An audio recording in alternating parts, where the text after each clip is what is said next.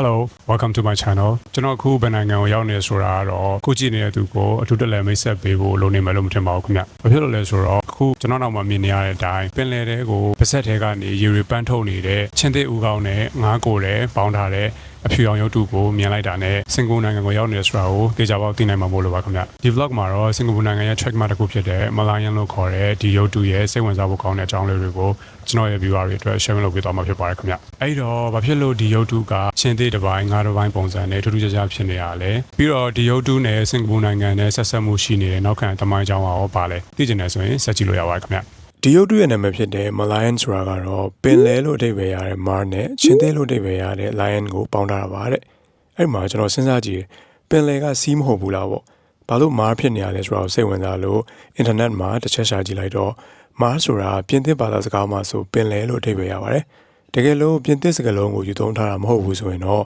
ပင်လယ်နဲ့ဆက်ဆက်မှုရှိတဲ့အပြင်မတူညီတဲ့မျိုးစိတ်နှစ်ခုပေါင်းထားတဲ့ရေသူမလို့အဓိပ္ပာယ်ရတဲ့ Mermaid ဆိုတဲ့ဝေါ်ဟာရမှာပါတဲ့ Mar ကိုယူထားရလည်းဖြစ်နိုင်ပါတယ်ခင်ဗျ။ပြီးတော့ Sea Lion ဆိုတာတဲ့ဆိုင်ရင် Malayan ဆိုတဲ့နာမည်လေးကပိုလာလို့ထင်တယ်။ Anyway Malayan လို့နာမည်ပေးထားတော့လဲ Malayan ပေါ့ဗျာအမြင့်အဖြစ် 8.6 မီတာဆိုတော့28ပေလောက်ရှိတဲ့ဒီရုပ်တုကို1982ခုနှစ်မှာဖန်တီးပြုလုပ်ခဲ့တာဖြစ်ပါတယ်ဒီနိုင်ငံရဲ့မူလနာမည်ဖြစ်တဲ့စင်ကာပူရဆိုတာ Sanskrit ဘာသာစကားအရ Lion City လို့အဓိပ္ပာယ်ရတာမို့လို့နိုင်ငံကိုကိုစားပြုတဲ့သင်္ကေတအနေနဲ့ Malayan ရဲ့ခေါင်းပိုင်းကချင်းသစ်ဦးခေါင်းဖြစ်နေတာပါခင်ဗျသူ့ရဲ့ကိုယ်တွေကငါးပုံစံဖြစ်နေရတဲ့အကြောင်းရင်းကတော့ခုလိုချမ်းသာတဲ့နိုင်ငံတစ်နိုင်ငံဖြစ်မလာခင်က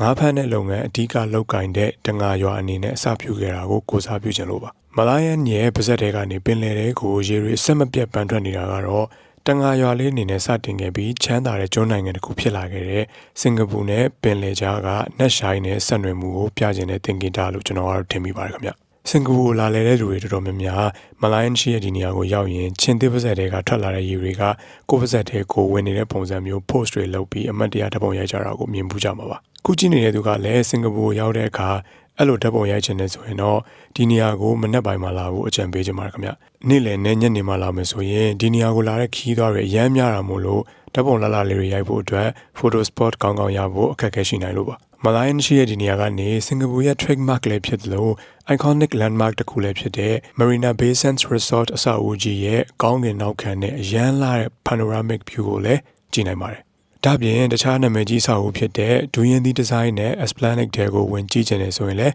Malayan ကနေလမ်းနဲ့ရှောက်ပြီးသွားလာရုံပဲမို့လို့ဒီနေရာလေးကခရီးသွားတွေနဲ့အမြဲလိုစီကားနေတတ်ပါတယ်ခင်ဗျအဲ့တော့အခုကြည့်နေတဲ့သူက modern architecture တွေကိုလေ့လာရတာသဘောကျတဲ့သူပဲဖြစ်ဖြစ်ဒါမှမဟုတ်ဓာတ်ပုံရတာကိုဝါသနာပါတဲ့သူပဲဖြစ်ဖြစ်စင်ကာပူရောက်ရင်တော့ Malayan ရှိရဲ့ဒီနေရာကိုသွားပြအောင်သွားသင့်ပါတယ်ခင်ဗျဒီနေရာကိုရထားနဲ့လာမယ်ဆိုရင်တော့ Raffles Place MRT Station မှာဆင်းပြီးတော့ exit B ကနေအရင်ထွက်လိုက်ပါပြီးရင် exit နောက်ကျောမှာရှိတဲ့ဒီလမ်းကနေညာဘက်ချိုးပြီးဒီမီးပွိုင်းကိုတွေ့တဲ့အထိတဲဆက်လျှောက်ပါခင်ဗျမီးပွိုင်းကိုပြီးရင်တော့အခုကျွန်တော်သွားနေတဲ့လမ်းကနေ Flatten Hotel ရှိကလမ်းအတိုင်းနောက်ထပ်မီးပွိုင်းတစ်ခုတွေ့တဲ့အထိဆက်လျှောက်ပါခင်ဗျ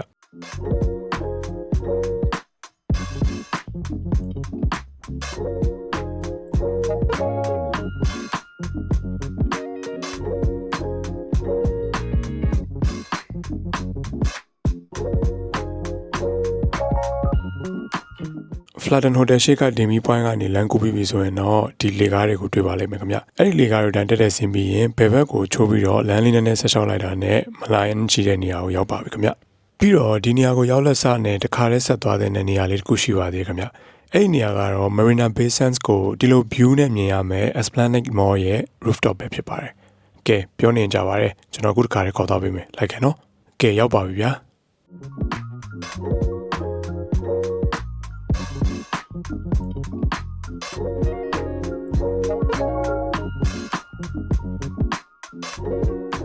ဘယ်လိုလဲ Marina Bay Sands ကိုဒီ rooftop ကနေမြင်ရတဲ့ view ကလည်းမိုက်တယ်မလား